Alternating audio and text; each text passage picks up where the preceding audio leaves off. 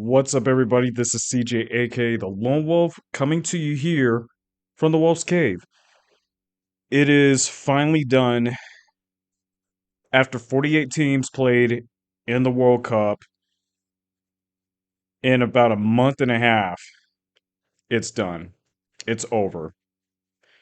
We have our third place winner, which is England, and we have our world champion, Spain.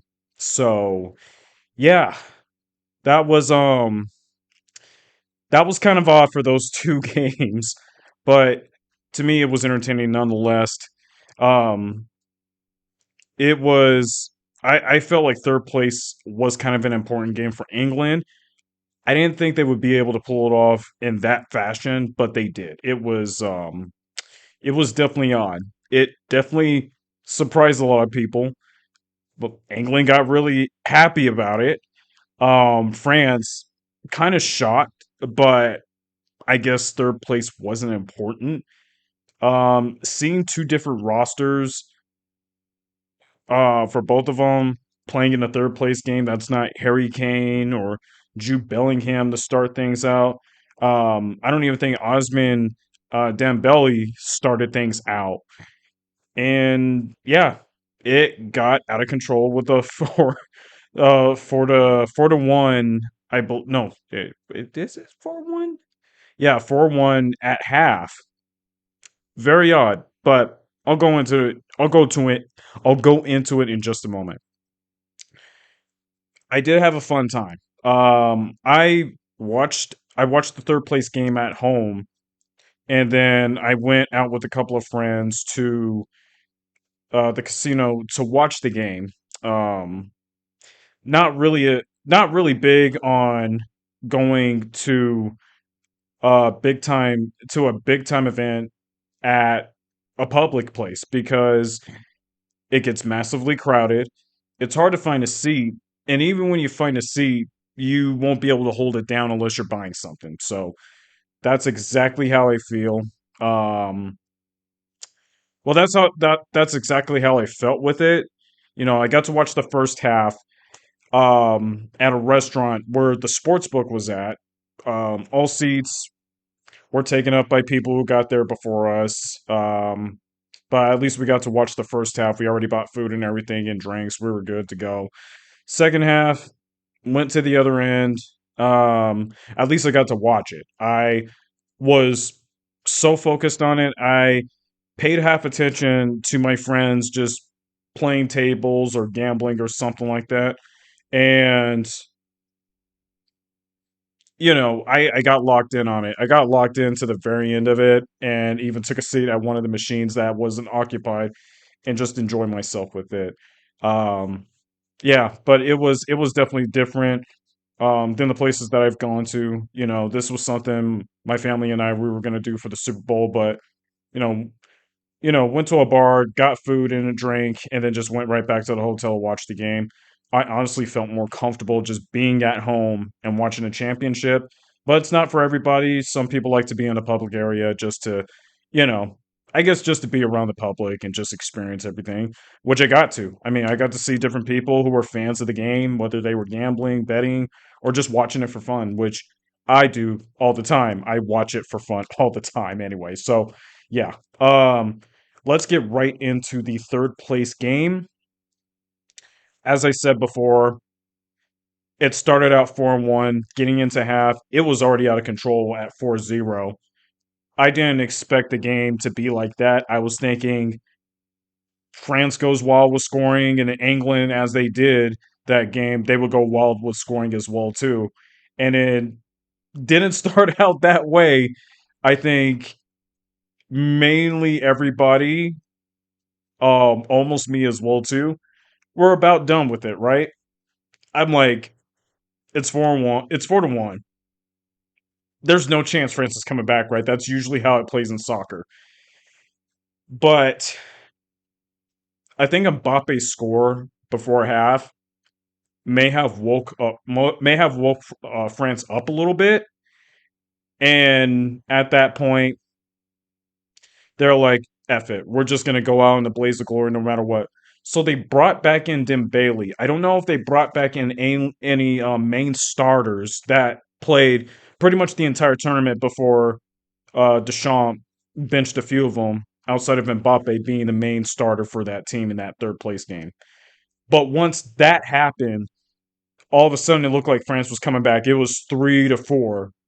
Um, I think halfway or more than halfway through, and I'm like, is there a comeback? Is there literally a comeback? I texted my family. My mom's a France fan, and she was like, I don't know what to say right now. She was really surprised and shocked at the same time that this is where we're at that point. And then, unfortunately, England ended that run with another score. France really tried to get themselves back in with another score, and then Bellingham literally just walked the ball with possession from the half of the field and just scored to close things out. So it was deflating in the end, but at least it got exciting in the second half of the game.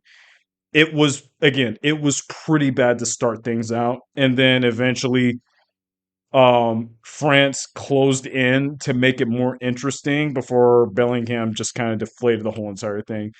So, again, third place games, as I said in my last video, it doesn't seem that meaningful or important, and that's how it felt. But I think at that point, France finally woke up and actually played the game, and it worked out. Even then, even in a loss to England, which England finally got their first third place win in national team history. Deschamps seemed pretty satisfied with it. Even with France losing, they took it with pride, and it just seemed like respectful from both sides that they played about as hard as they could. They both could have played each other in the final, and it could have had much more meaning than it was with the third place game. But it is what it is. England fans should be really happy with this one. Again, as I said, this was their very first third place win ever. And you have to think about this. As I said in my last video, England has created themselves a story of their run since 2018. Things didn't go their way in 2014. They had to really make some changes to the roster. All of a sudden, your 2018 players, that was Harry Kane leading the way, got them to the semifinals, and then almost went back if it wasn't for that team. They finally, they beat to finally win a third place game, which was France, which they lost to in the quarterfinals in 2022. And then going right back to the semifinals with their upgraded squad from 2022, including Jude Bellingham and Biako. Biako Saka. Yeah, thank you. Um, so I mean, at this point, does England have a chance to go to the finals in the next World Cup and win the whole thing? Maybe it's possible, but Harry Kane's getting older. He's going to be, I think, past his mid 30s. He might end up playing his last World Cup in that one, in Morocco, Portugal, Spain, or Paraguay, Argentina, and Uruguay. But if he does play his next World Cup, it might be his last one. Just the fact he's gonna be up there at that point. It might end up being Jude Bellingham leading, or maybe Saka finally ends up stepping up in that next World Cup. But we'll see what happens with it. I think France will be back. I don't think they're gonna lose anything with Mbappe, being who he is right now. I mean, I think he'll be in his 30s, but I think he'll still be in his prime form, along with Dembele and a few other players that played the last one and the last two. So honestly, it would be exciting to see these two go back to the semifinals and maybe playing each other in the finals. I think that's something we got to keep on record for. Yeah. All right. So let's move on. Oh, I was going to show this. I'll show this one in a moment. We move on to the championship, which Spain won. I would like to show highlight videos of it, but FIFA will not allow it unless I, am a part of the rights with Fox or anything like that to give me that permission for it. This is all I can show you, and I hope they don't cut me off on that one as well too. or I'm going to be fighting Fox and FIFA for the next 4 years to hopefully um, kind of give me what I want to just kind of show you guys.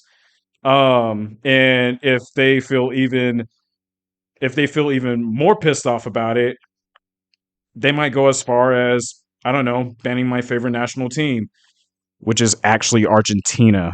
That is actually my favorite team. I'm just using Brazil as a facade so then nobody knows I'm actually an Argentina fan. Everybody hates Argentina, and I understand that. So ban Argentina at the next World Cup if they're pissed off at me for trying to fight them to get my right to show FIFA highlights. Yeah, just keep that in mind, FIFA. Just keep that in mind. I ain't joking. I'm joking. I'm not joking. Okay, so anyway, let's get to the championship. So Spain won in what had to be a boring yet intense game. And how I say this is because Spain kind of turned into the best team in the tournament. Now it took a little bit though. It took until after the draw to make them realize, let's put Lamine Yamal on the pitch a little bit more. Now he was still coming off of an injury, I think, prior to the tournament, but I felt like him being on the pitch has made a difference for this team. And since they got him more involved, they've won every game convincingly. And a lot of it was their defense. Lamine is a distraction. He is because of his athleticism, his speed, his creativity, his control of possession. Man, he is crazy out there. But it already threatens the defenses that has to face up against him. That opens things up for other guys. I don't know, like Rodri, like Torres, um, Oyarzabal, who was the leading scorer for that team. Yeah, I mean, all it took was the 19-year-old who happens to also be number 19 to just make this team a championship threat, right? You never expect that. You really never expect that. But as the tournament has gone on, their defense has really shown that they are a major threat to anybody. It doesn't matter who. And they even showed it against France. It just shows that they are the best team in the tournament. We all thought France was, just how they rolled through every opponent up until they played Spain, and Spain just got the best of them. So Spain showed that for damn sure against Messi and Argentina, just like they did against Mbappe and a few other players prior to him. They took everything away from Messi. No matter how many opportunities he had, they took they took it all away from him. Argentina only had two goals, not two goal shots. They had two shots or three shots throughout the entire game. No shots on goal. Are you kidding me? We're talking a team that has been resilient and persistent no matter how bad things got. They usually find themselves in position to try and equalize and force the game to continue through, which it did, but it didn't work out. It didn't work out. Spain proved that their defense is just they're just a major problem. They're like, no matter who has possession, even Messi, every Spain defender known to man is just right on it. If it's not one player, there's another one waiting in the wings. They're like, it's like playing basketball pretty much. Each possession that a basketball player has, the defender's right already on him, whether it's zone or man. They are already on him at the point. And even if they try to have an opportunity, Spain's taking it away. They've done it to every team they have played up against. Even in a draw, they have been able to challenge any offensive player that try to contend with them. So it's crazy how it all just ended up playing out, even with the 0-0 going into extra time. But of everybody, and I was kind of thinking Lamine Yamal might end up get that meaningful goal in extra time. Ferran Torres, who just came off the bench, ended up getting the game winning score. That's insane. Um, yeah, so it looked like Spain just played about as perfect of the game as they possibly could. It doesn't matter how ugly or how boring the game got, they played about as perfectly as they should. Um, so now it looks like they might be favorites in the next World Cup, known for the fact they're hosting it. Congratulations, Spain is already qualified for the 2030 World Cup, along with Argentina that came up short as well. Um, but I can go into the stats all I want. I have them jot down, but let's forget about it. Let's go into the important thing that may have taken place for both teams on the right side of history and the wrong side of history repeating itself. Spain won their last championship in 2010. As I said before, it's been 16 years since they've won their last one before this one. They won in the same exact fashion as they did in 2010. They took the Netherlands to not just the extra time. They took them to the second extra time before Iniesta ended up getting that game-winning goal in the 116th minute. It's about the same as when Ferran Torres did that to beat Argentina in this past World Cup. It is crazy how that even happened. But here's more. Here's more to this. Argentina being on the wrong side of history again. They played against Germany in 2014 in Brazil's home country, unfortunately. And they lost in the same situation as they did with this last World Cup. They lost to Germany 1-0, not just extra time, in the second extra time to what is supposedly the hero of Germany, Mario Götze. He got the game-winning goal. The same thing happens to Argentina again, and Messi happened to be the guy who played in that tournament. So he had to go through this again, losing in that way. But it just shows Argentina was very tough. They played about as well as they could. They survived the matches that they have just to get to this point, and then losing to the better team like Germany, and then same thing to the better team like Spain. It's crazy how it's crazy how history repeats itself. Now, I don't know if it's as similar of stats as it was with this previous World Cup, but if anything, Spain was just a better defense straight out. And to add on to it, as I said before, Spain's defense looked like the 2010 defense. The 2010 defense that gave up only 2 goals throughout the entire tournament, none in the knockout stage. Spain a has not allowed more than a goal in this entire tournament, with one coming from Belgium in the knockout stage. But they have been the most dominant team throughout the entire tournament, even when people do not pay attention because France was the one who was getting all the attention. Argentina and Messi getting the polarizing attention. I mean, it's just crazy. It's just crazy looking at history. But now Messi may have played his final game of his career. I mean, it's crazy to think about this, knowing that Ronaldo all announced retirement. We might be hearing the same thing from Messi, and he ends up becoming ambassador of Argentina when Argentina is co-host for the 2030 World Cup tournament as an anniversary for the first tournament happening way back a century ago at Uruguay. So, Messi had one hell of a run. He was very entertaining to watch. For me, who hates Argentina because I'm a Brazil fan, I did love watching Messi, and I would have, and I would, I enjoyed watching him succeed. I've always wanted him to at least win one World Cup, which he did, just so he can go out on top. Just for how, just just him, just this small specimen, just how different he was amongst most soccer players just playing as of right now. I mean, for him being a little guy, but just being able to just dominate the game like he has.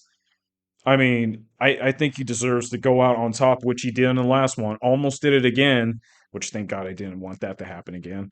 But he did what he was supposed to do. He broke records during his run, and I don't think there's more he wants to do or has to do unless he wants to play at age 43 in his home country and try to win the tournament.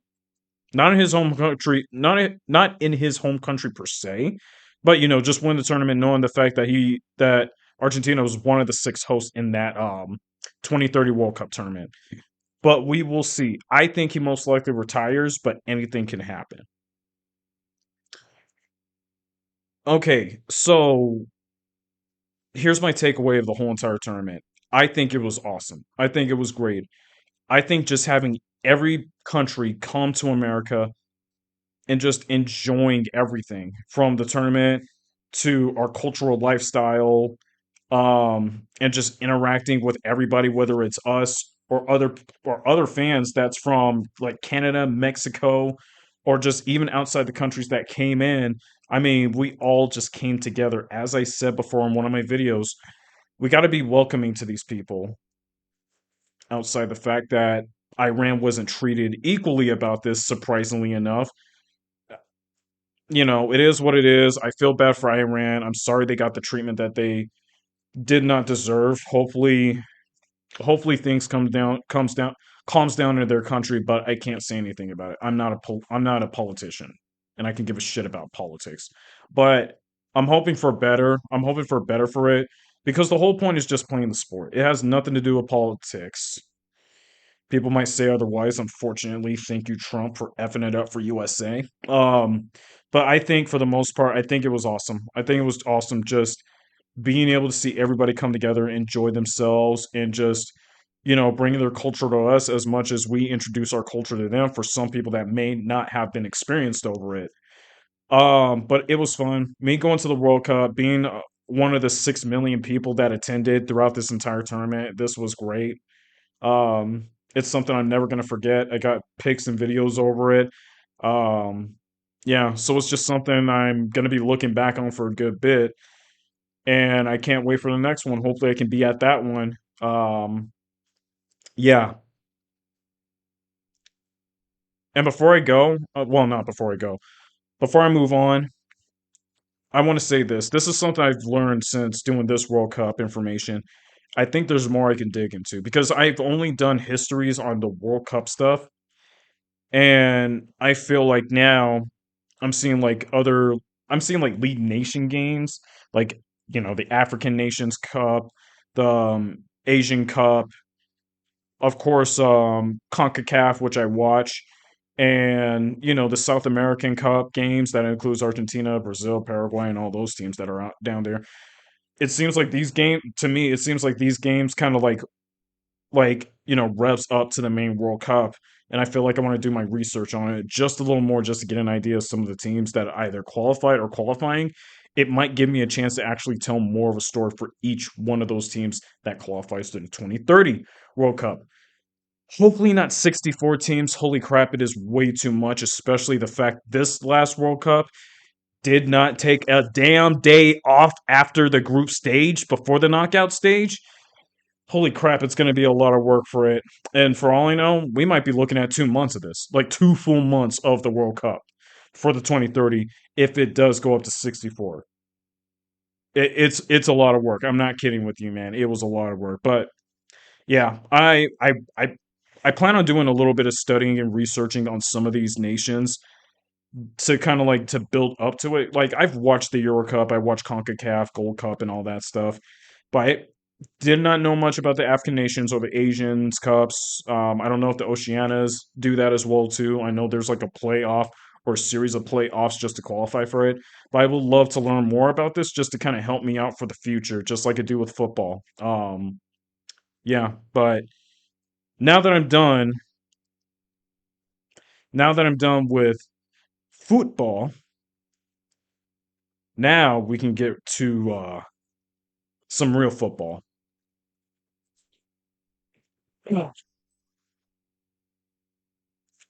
see this? See this?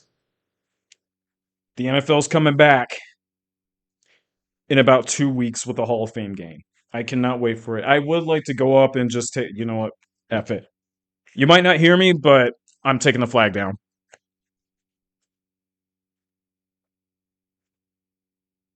Hope I don't knock anything down.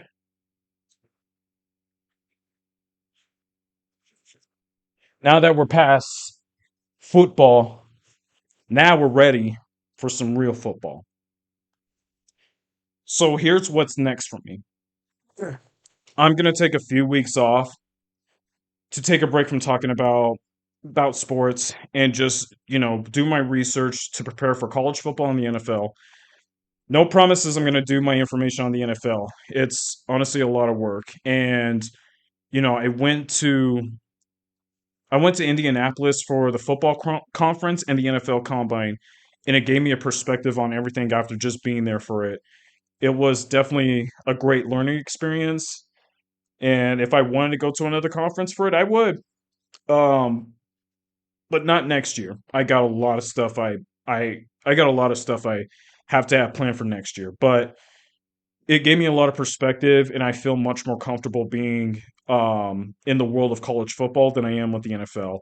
I just feel more comfortable with it. I would like to see the players that are going from high school to college and just seeing them develop up enough to where they get to the next level, whether it's the NFL or the UFL, XFL, or maybe they go into a different career after that one, maybe go into wrestling or something. But just watching these guys just play football, grow up, and just become something. I mean, it's an amazing story, and this is something that I just enjoy talking about. Just from the first year of where these teams are to where year 3, year 4, where they are right now, and that's what I love doing. This is just something that I enjoy, and I love talking about it year in and year out. The NFL is cool and everything, but I just end up realizing it's just not my forte. I'm still doing my post for the NFL, and I might talk a little bit about it, but it's just something I'm not huge on. It's just something that I've just grown up on. I'm gonna live and die by it, but it's just something that I'm just not really into that much, only because there's just a difference of it. So I'm sticking with college football for a long time. I might even talk more about women's football than the NFL. To be straight up, I've gotten so hooked on it. It's awesome. Um, but yeah, I'm gonna prepare for college football, some NFL information, and yeah, just get ready for the season and get ready to go to a couple of games or so. So yeah, that's it for me. I just want to say thank you to everybody that has gotten a chance to come out, listen to my stuff, or watch my videos and stuff. Even taking a turn to, check out my post, like The Wolf's Cave on lowwolf1225.com, all lowercase. But I also have stuff on YouTube, which I post my videos on as well too. And then I also have Spotify that I just started up a few weeks ago or so. So I'm getting the gist of all of this. This is something I'm going to practice more on while I have some time off. And like I said, I'm going to take some time to do some research. I'm going to make some updates and changes on some things. And then once everything's all set and done, I'll be ready to go. If anything, you might end up seeing me back on probably mid August or so. I got plans in the next few weeks going forward, so you might not see me back on until then. Or if I get lucky enough, I might do one post before I go out of town. But yeah, I'll be ready for the season. I'll do the best I can to be consistent. A lot has gone on this year. I've been trying to just, balance things out. I'm trying to get consistent with this as much as I'm trying to like deal with some stuff outside of it. But for sure I'll be posting on my website. So just be sure to check out the Wolf's Cave on the podcast. Just see this red. I think there's two different Wolf's Caves out of this one. Check out the one in YouTube and then check this one out on lowwolf1225.com. So, yeah, I'm done with everything. Again, this was awesome doing this. I hope to do this more. I hope to be more consistent with it going into football season because I'm revving up for it. I'm pumped. I'm excited about it. Just thinking about it, talking about it, it's just getting me juiced up. So I'm already into the information that I'm into. I'm just gonna do my research and catch up on some stuff that I just couldn't because of the FIFA World Cup. So yeah, until next time, people, y'all have a good day, afternoon, evening, night, wherever you are. Enjoy the rest of your month going into August, and I'll see you guys next time.